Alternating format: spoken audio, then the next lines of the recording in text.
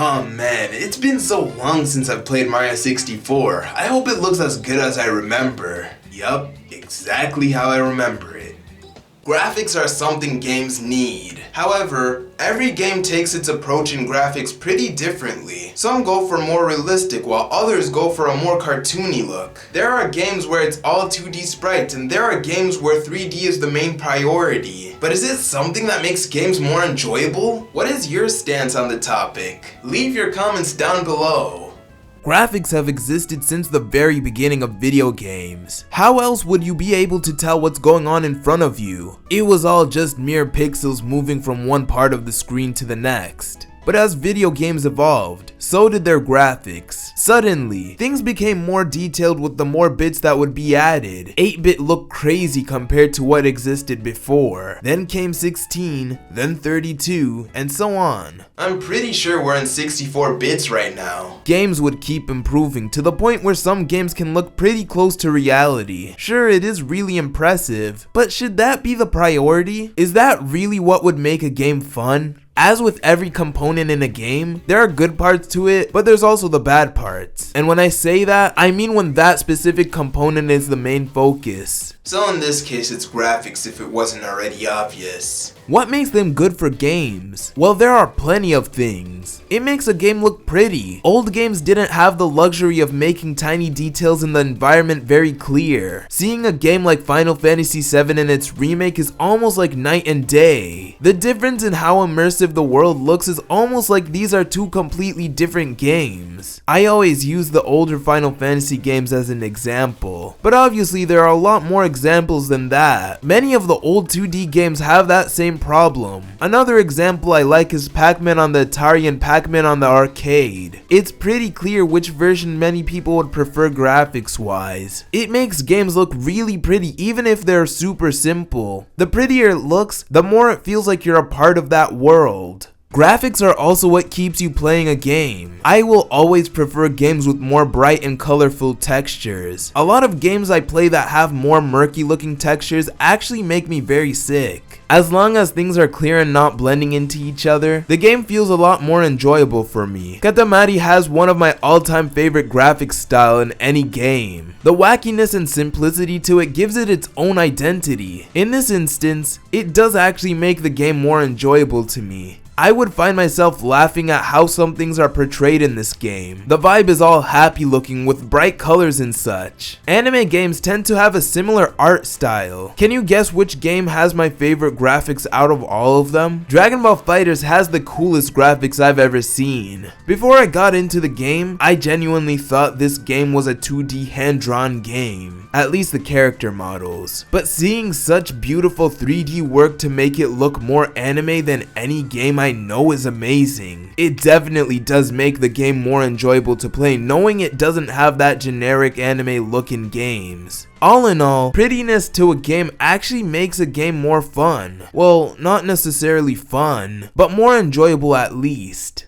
Although I just praised graphics being a good thing in games, I haven't answered the question yet, and in order to do that, I have to go over the negatives. What, did you really think that was all? Probably not, since you could see how much longer this video is. Many great games are praised for many reasons and not necessarily for their graphics. Many classic games are praised today and when you go back to play them, you can tell some of these games' graphics did not hold up. As iconic of a game like Mario 64 is, I can't say it has the most amazing graphics, compared to a game like Mario Odyssey at least. However, I would always choose Mario 64 over Mario Odyssey. Many indie games are pretty fun. I don't talk about indie games in my channel, but I recommend you to try them out. As I was saying, indie games are fun, but they aren't necessarily known for their graphics. Undertale is as simple as it can get, yet you don't really hear people talking about how their experience was ruined because of that. So it doesn't really matter how good a game looks as long as their gameplay is fun.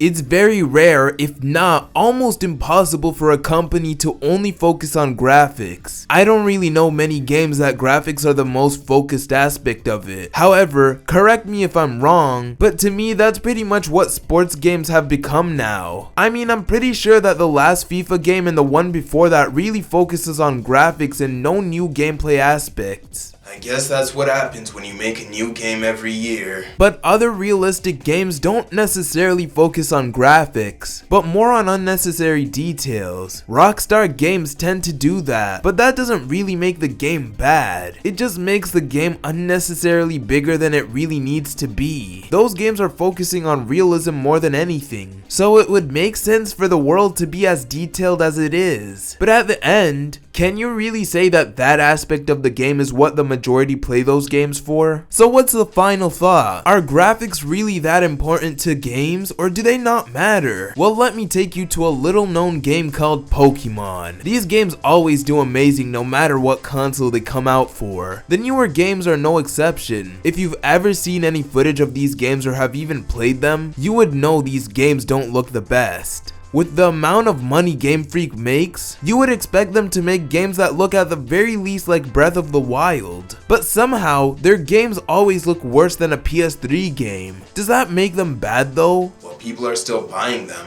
These games somehow make it to the top 10 Switch games of all time. So that answers the question, kind of. You see, Pokemon just has a really strong reputation. The people who buy these games don't really care about graphics since they're either longtime Pokemon fans or just kids. There's another example with Mario Kart 8 Deluxe and its booster courses. You can tell which maps are new and which were in the base game. But I find the new places as fun as the old places even with the less detail in its graphics. But let's say GTA 6 has graphics that are somehow even worse than GTA 5 or is at GTA 5 level graphics. I guarantee you that people will be furious. Will that necessarily make the game bad? In some ways, yes, because the sub-goal of GTA is to make the worlds as realistic as possible. So if the game suddenly starts dropping in its quality, people will be unamused. But the other side would say the game can still be fun without the graphics being crazy real. So that's the gist of it. Graphics matter to a certain extent. They aren't the most important thing in a game, but they definitely need to be thought of thoroughly. If graphics look bad, people tend to ignore the game. If the game looks beautiful, many people would be interested in it.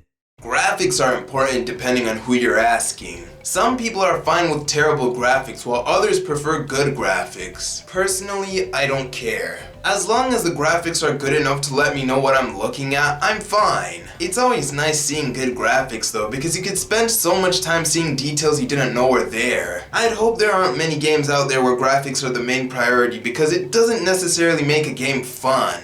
What are your opinions on this argument? Leave a comment down below. Anyways, time to figure out how to change the graphics options in real life.